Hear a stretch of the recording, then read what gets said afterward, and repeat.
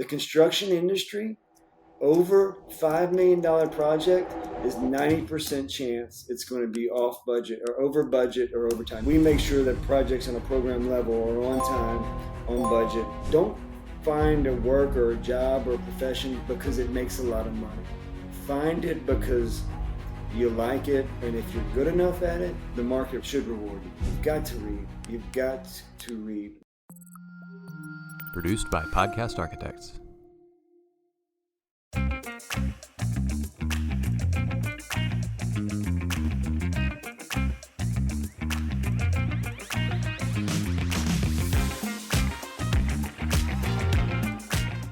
Welcome back to another episode of The Path Forward. As always, I'm your host, Dr. Rick Fernandez, where we talk about education, innovation, and the merging of the two. I have a very special guest with me today, the president of Frontline Advisory, veteran, Jessy Milner. Jessy, welcome to the show. Hey, thank you, Dr. Fernandez. Great to be here. So I want to dig into your start. Right? Don't worry, I'm not going to ask about your GPA or any of those things like I do some guests. Yeah. But tell me a little bit about where you come from, what you're doing, your education history, and then obviously I want to hear a little bit about your military background. Absolutely. The education was a very long route. Probably, at college was many people would have gotten a doctor degree at that medical degree, but I got an undergrad in finance from LSU. I was born and raised in Louisiana, Baton Rouge, Louisiana.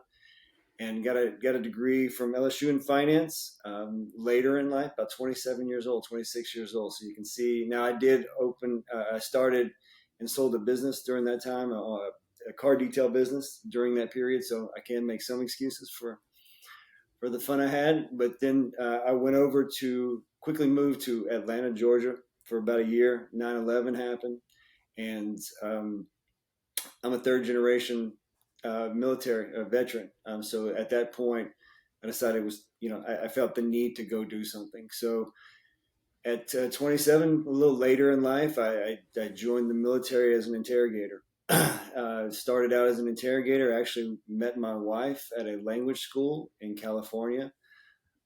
So the Army issued me a wife, and we've been happily married ever since. So that's I will always say that the military gave me more than I could ever give it. So started out as an interrogator, did a deployment there, and decided when I came back that I'd go to Special Forces selection. And so fortunately, I was selected in a Green Beret, and after 14 years, I got out. During that period, I was in reserve status. So as I was also a soldier in the military, I was doing different types of contract work in DC for the various agencies, mostly as intelligence. Somewhere around sequestration time, our family was getting, living in DC, and we decided it was time to, we'd been there for 8 or 9 years, and we decided it was just time to get out. Our family was growing, and we just wanted to move.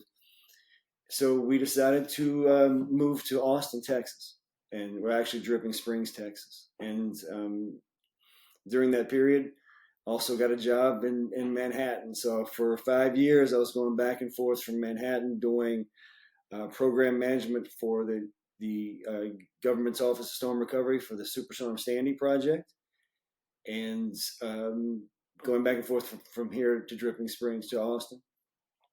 Somewhere around year 2 in New York, the client, the Governor's Office of Storm Recovery, asked, they had a certain spend. I think everybody kind of knows that service disabled veteran-owned designation. Well, it was relatively new. It was new. It was brand new in New York. And the client came up and said, "Hey, aren't you a veteran?" And, obviously yes. And, disabled, and I'm still fully functional, but I do have a disability rating, so that qualified as well. And they said, "Okay, well, if you want to start a business, we'll get you started." And so that's what happened. We started a business, and me and a partner at that point started a business, a Ranger buddy of mine, and we grew that. And it was a fantastic opportunity to go up and down New York and Manhattan, and nobody was filling this opportunity because there wasn't just there. So,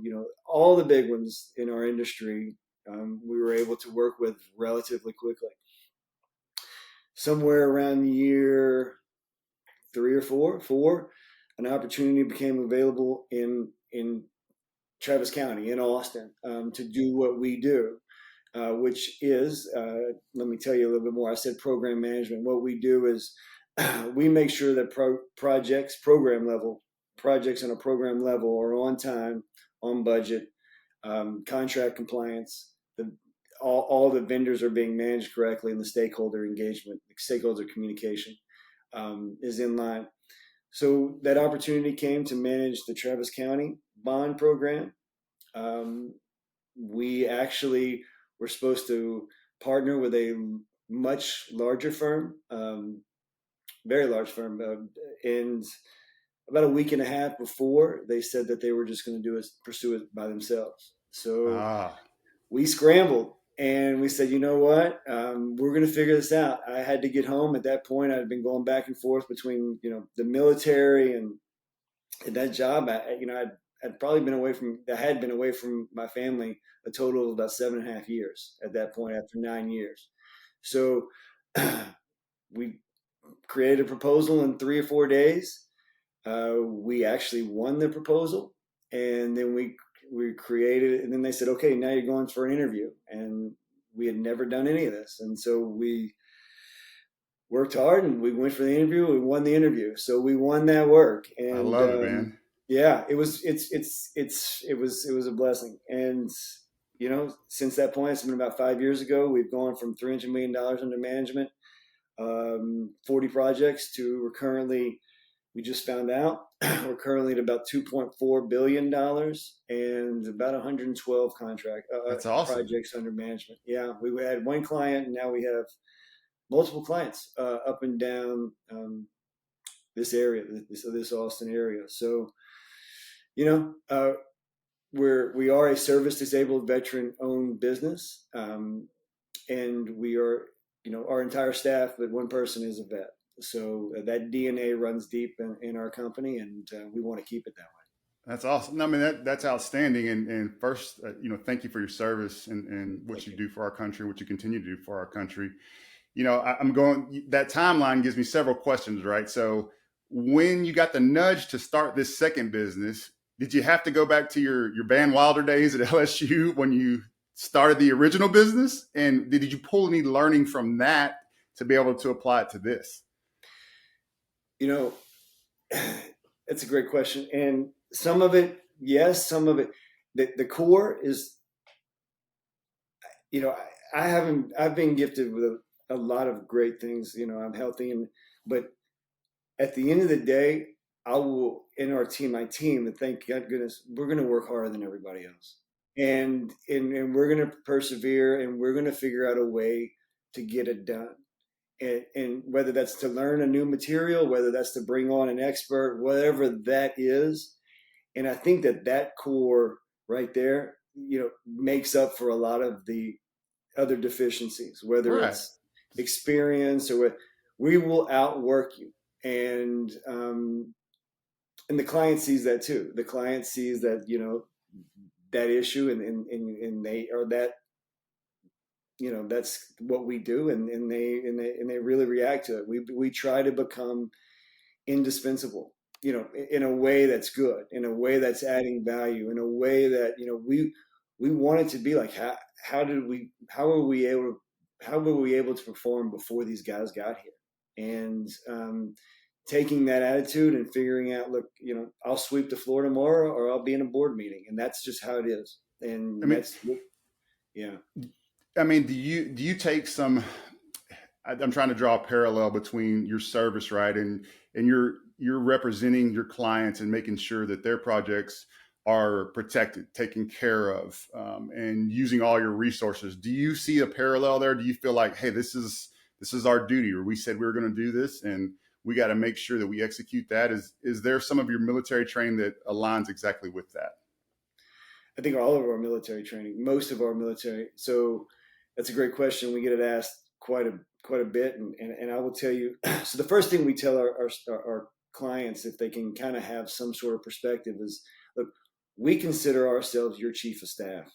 And so being that chief of staff, we've got to stay on top of everything. We've got to make sure that you are protected, first of all, and you can be, our direct client or the constituents out there. Everything we do is for the constituents, the voting public out there that has these projects that need to go out, whether it's a road, a bridge, a police station. And we feel like this is us serving, getting this on time and on budget, making sure that, excuses are, I hate to say excuses aren't taken, but they aren't. What is the fix? How are we going to get through this?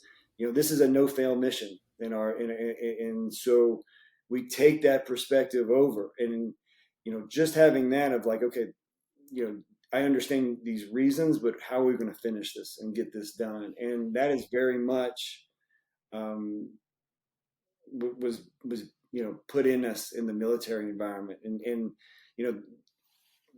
we're still serving the public. The public needs this stuff. Also, everybody, taxes come from people's pocketbook, and we want to make sure that our clients are the best stewards of that, and so is time. And so we look at that in the same seriousness as we looked at other stuff in the military.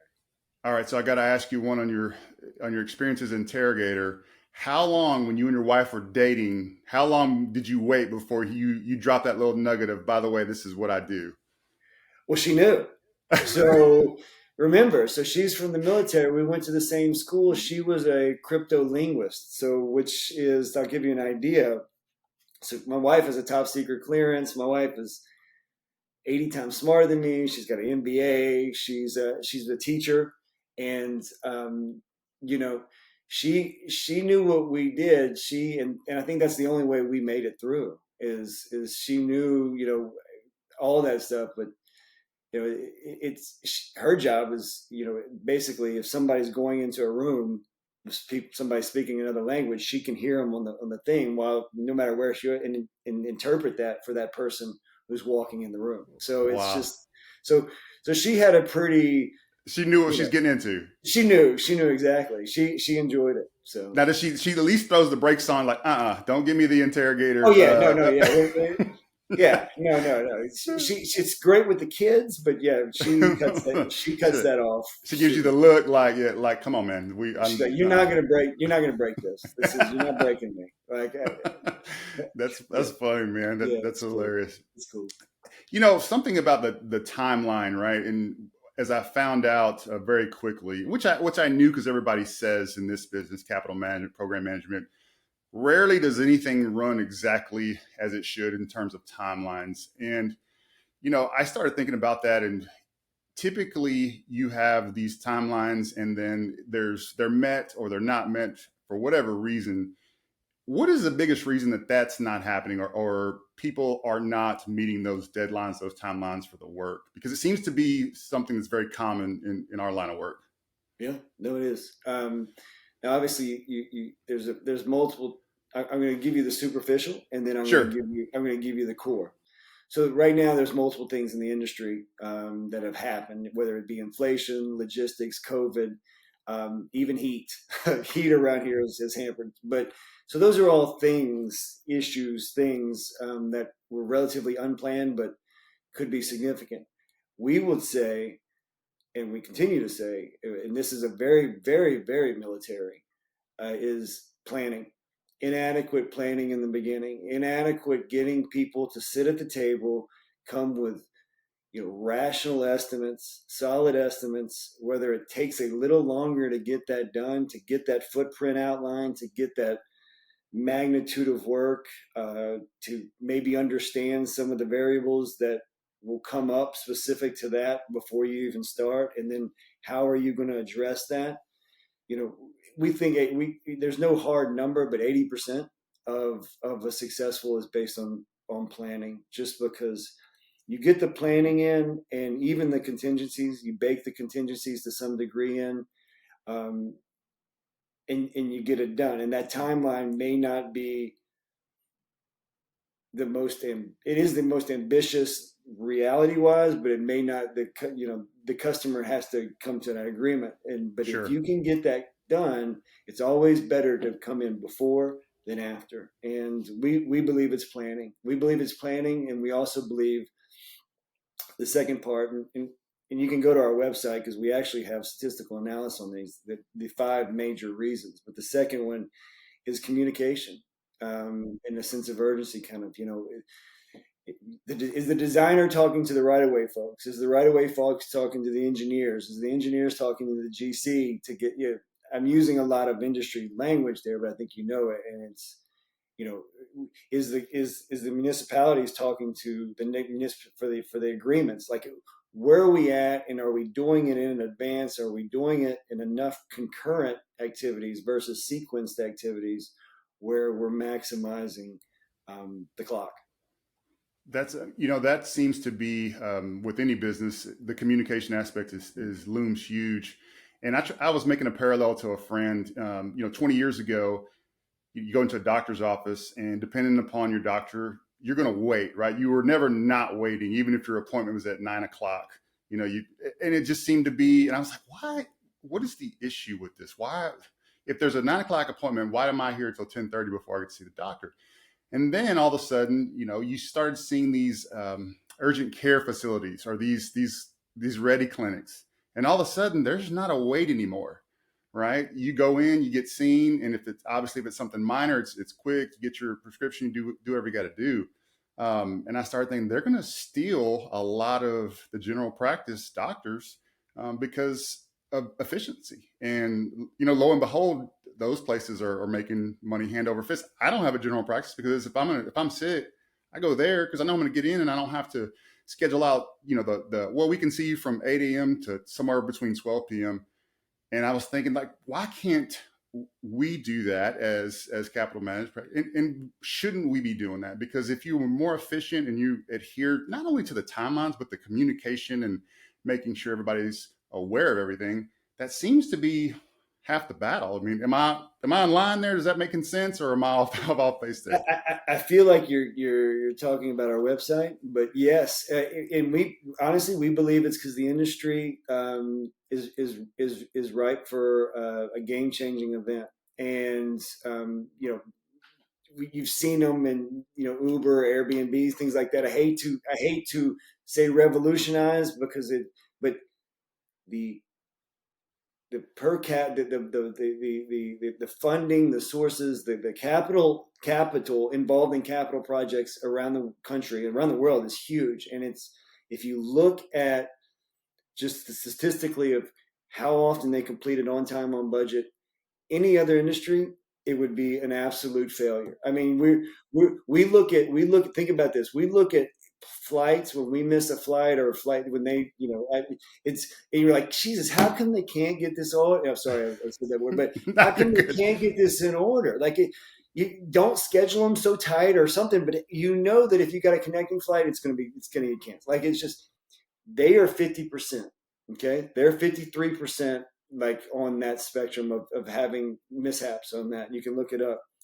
The construction industry, over $5 million project is 90% chance it's going to be off budget or over budget or over time. You can look at our statistics on our thing and these are, how are we continuing to leverage it? And it's because the industry has accepted that, everyone knows, oh, you got a project, it'll be late. Like, that shouldn't be that way. It should not be that way. And I think it's just right for, why is it? Yeah, you're on the same page. I think it's just right for, somebody needs to come revolutionize it. And that's what it is. And I think that, we believe that the reason that is because the construction aspect is, I hate people, this is blasphemy. Fire away. That's okay. But the construction aspect is somewhat a support element to the larger effort. Like, it's a component. Now, it's a huge component, but finance, schedules, communications, vendor management, contract compliance, that's what's going to drive those, deltas to lead to an arbitrage opportunity. and because the construction is going to be the construction. Now, you can definitely, through technology, through being smart on ordering supplies and staying ahead, concurrent activities, getting folks out there, doing it right the first time, you can do that, more efficiently. Same with designs. You can build a better contract and have your specifications earlier and faster, QA/QC. But all of that is a workflow component. And people have been just focusing on making construction better, like just the construction. And the circle of the wheel is pretty shaved off on that. It's all interconnected.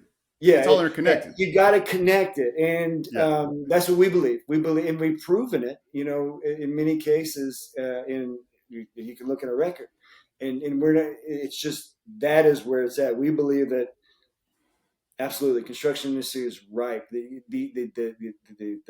outcomes that you're seeing would be unacceptable in any other industry. And, love it. They should be here because this is taxpayer money. I love it. This work can be tedious with making sure everybody's on the same page and doing all the things that you have to do to make sure it goes well. What gets you excited about this advisory work and taking care of clients? Like, is there anything out there that's like, man, this is the reason I get up when this happens, or this is why we do what we do?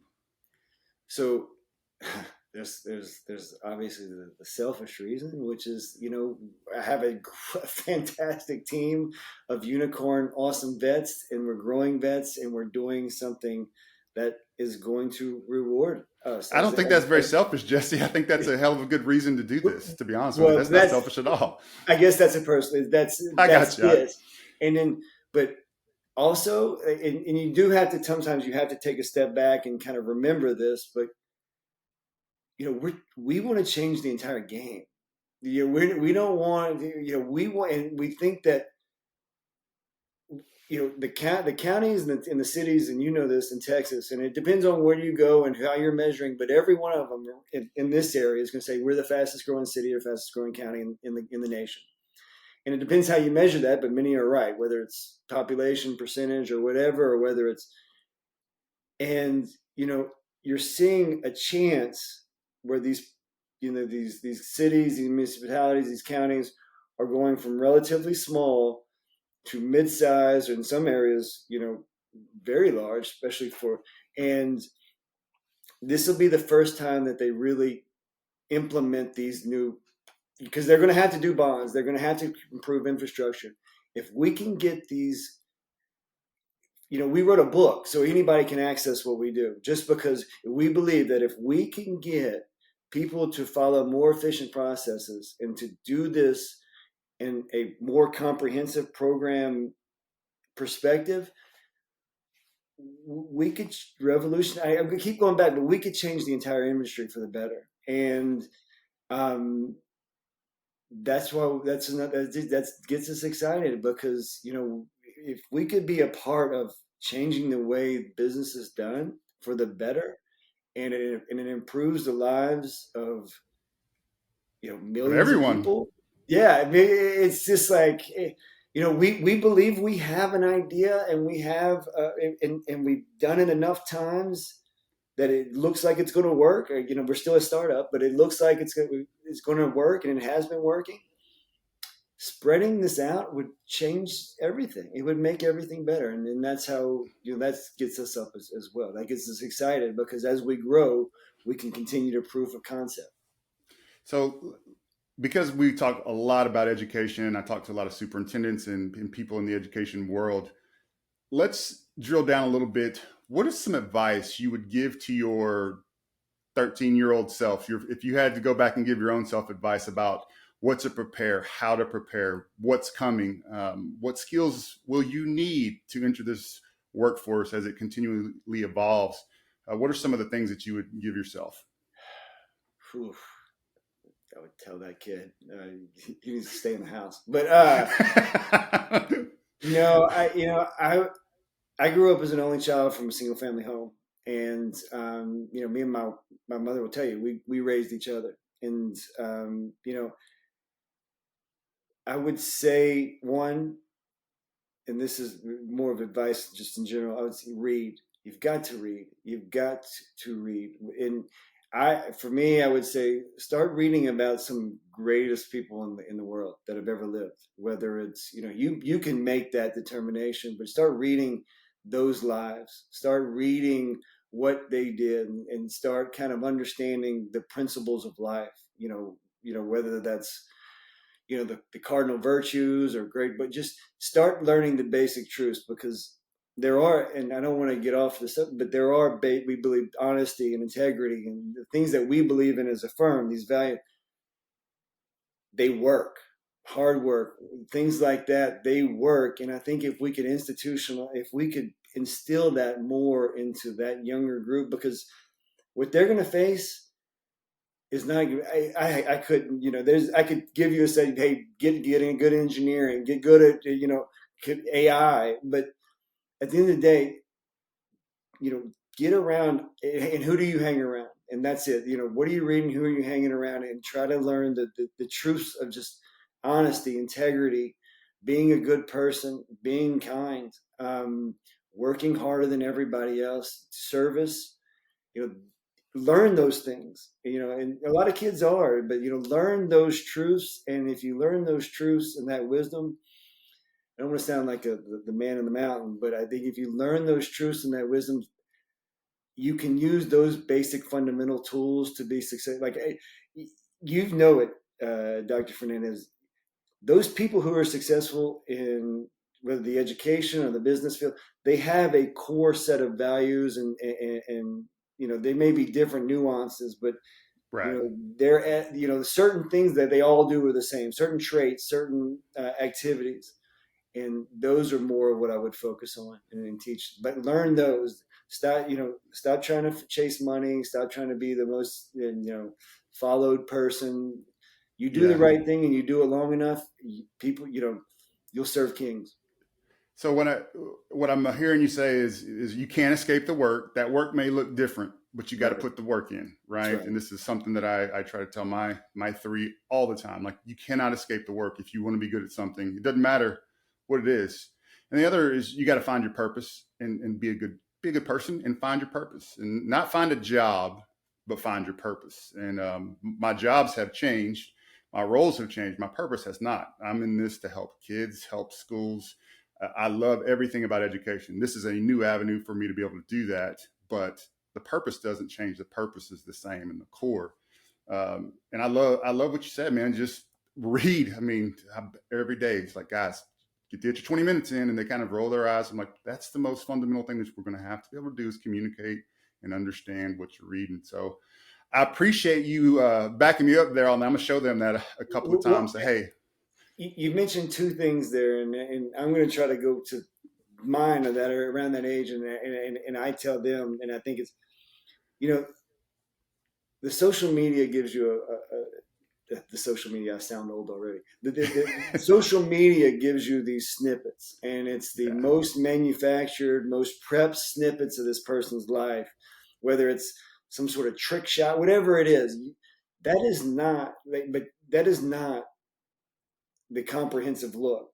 One. So understand that's get that out of your head. And the second point is, you're right. You brought something up that I don't find a work or a job or a profession because it makes a lot of money. Find it because you like it, and if you're good enough at it, you have to support yourself. But if you're good enough at it, the market will probably should reward you. Absolutely. I want to transition because you have a very special project that you've been working on in your hometown of Dripping Springs there.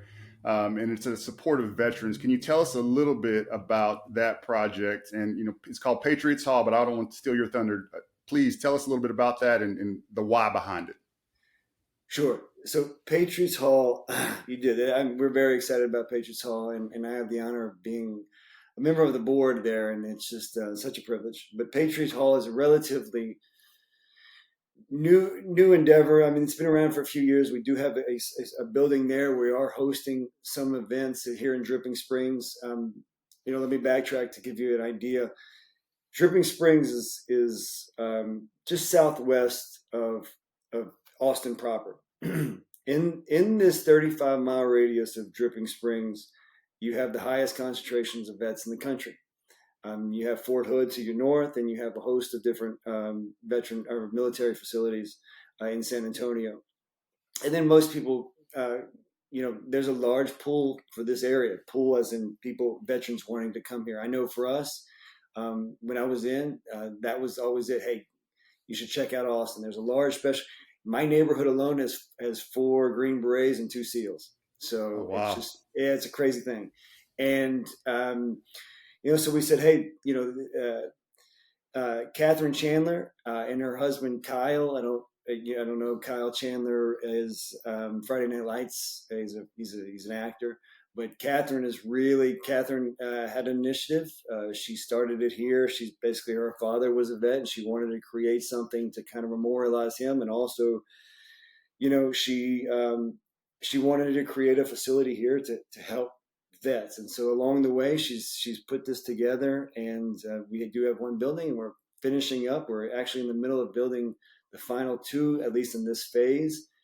And our goal is to bring these veterans together to help, a host of different things, but obviously the suicide is one of our main issues, just because it's not going anywhere, and we all know people in this that have experienced this, but also, and we think in some ways hand in hand is that transition. And we don't want to say the transition period. We want to say, how can we on a professional level get an individual coming out to get that job, to get that business opportunity, maybe to be that entrepreneur, to have that understanding of, okay, here's the way, and here's the guidance, and here's what you should be thinking about, here's what you should be doing, and being there the entire time, because that transition going well, ultimately leads to, the feelings outcome. I hate to say the feelings outcome, but the sense of Yeah, self-worth, absolutely. Purpose. So if we can get that right, get them anchored, get them moving forward, have a group of like-minded people that we can even come watch a game or have a barbecue or an obstacle course, which is there, and things like that. As they're growing, as they're maybe also getting things like a PMP or a certification for which we can do on site, speech lessons, things like that, interview lessons, things like that. We can build that organization. We actually have pretty ambitious hopes that maybe this can be the start of even more. And so we've had some really good feedback. Everything, all the contributions for all these buildings and everything has come just local. So it's local donations. We don't have any larger. So we're at $10 million right now, and we just want to grow, and we encourage you. patriotshall.org. Please go check it out. If you're in the area, matter of fact, Dr. Fernandez, if you want to come as well, if you're in the area on the 28th of September, we're having a clay shoot at Hog Heaven here in Dripping Springs area. It's on the website, or you can reach out to me directly. All veterans, it's free. So it's a great time. We have about 100 people coming already. So that's twice as many as last year. And I love it, man. I don't know the facility, you've ever been there, but it's a beautiful facility. It's like, I don't know if you've ever skeet shooting before. Yeah, yeah. Okay, so let I me tell love you it. about Yeah, it. it's Texas, baby. Yeah, I was about to say. Absolutely. So it's not just, I was back in the day, I was like, oh, pool, and the thing comes out in front of you. No.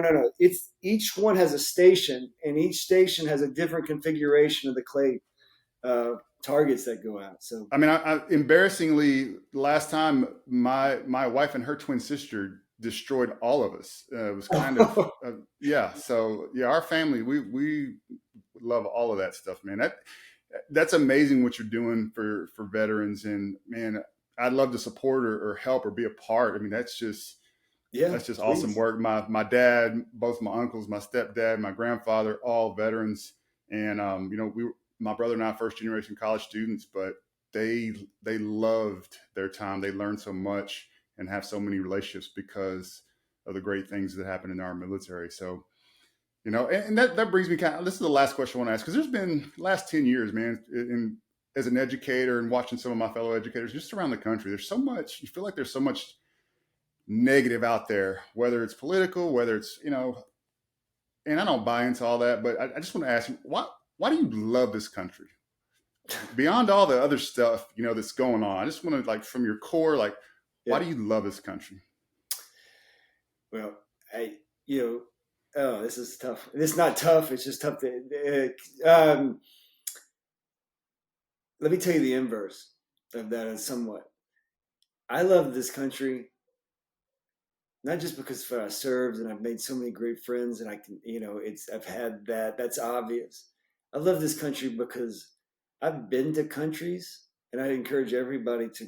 I don't want you. You shouldn't go, but you should go to see other countries where we take. And this sounds cliche, but you don't know. We take things like a police, and I don't want to get into that political discussion. I'm just saying, police, a judge, a Walmart. Um, you know, forget Amazon delivering to your house in 30 minutes. It's like we our DoorDash. We take the ability to go to sleep at night and not worry about somebody, let's just say a terrorist coming knocking on our door and saying, we're going to sleep at your house tonight. And not just being concerned about them, but being concerned about, what are the implications of housing a terrorist? But, these things which we take for granted, driving down the street and knowing that nothing is going to explode, it's just the day-to-day stuff that we experience that I don't want to say we don't appreciate as much as we take it for granted, but that's why I love it. I love it. And I love it because as an entrepreneur, I can have any crazy idea, legally, and try it out and try and see what it works and see if it doesn't. And there's just so much here, and there's so much to just I don't know. It's hard to. You got me speechless on this, but go somewhere else, and you'll see that, like, oh my gosh, we have a lot of problems, and we have, you put 300 million people in a room, and not everyone's going to agree. You put 3 people in a room, and not everyone's going to agree. Like, it's just, what is the bigger issue? What is the bigger thing? And we'll get to that point, but it's it's understanding what we have here when you go somewhere else and you come back and you're like, I'll take air conditioning, like just air conditioning. It's just the ability to turn on the air conditioning and get angry or get upset when it doesn't work all the time. We talk about, there's electric grid issues and we're out for a day. Well, they're out forever, or for every day. And I can call a guy or a gal and she can come within a day or two to fix it. Like, this is not normal. For a lot of countries. This is still the greatest place in this world. In my opinion, absolutely. And you have a 100%. tough time convincing me otherwise. Yeah. 100%. All right. I want to leave this final thought. What is your favorite military movie? You got to pick one. So you got to come on. You got to give me one. I got it, but it's good. Major Payne. And with David Wayans. Yes. Because me and my son have had, but even before then, no, you got to give me one of the lines. You know that by heart. Do one of the lines for me. You want me to take your mind off that pain, boy? And I think we have don't get me started. I know the whole script. Like, it's just I've seen it hundreds of times. Or obviously Tropic Thunder. So it's gosh. Yeah, I know you want me to say Saving Private Ryan. All those are great. Black Hawk Down is great. All those are great. But yeah, if Major Payne's on, I'm watching. I would have lost that bet 100 times out of 100 to think that I've never heard that. That's hysterical. I love that movie too, man. It's a travesty that they didn't make a sequel. It's a travesty. Well, Jesse, man, I just want to thank you for your time. I didn't mean to keep you this long today, but man, just learning about you and hearing and just your passion, not only for the work and your service to your clients, but also the work for your veterans and all of our veterans. And I did not know that Dripping Springs had that concentration. And man, it's just continue. And if we can ever support, we would love to. Maybe Mark, we come out there and do a little episode out there at one of the events. So Come to the groundbreaking. Yeah, maybe we can get that. Maybe we can get that done, man. Absolutely, that'd be great. That would be awesome. And I appreciate everything that you're doing, your service. And I know we're going to get to work together sometime in the near future. So We'll keep that communication. But just thanks for being here today, man. I really, really appreciate it. All right, brother. I appreciate it as well. Thanks a lot. Thanks for having me. This is a great show.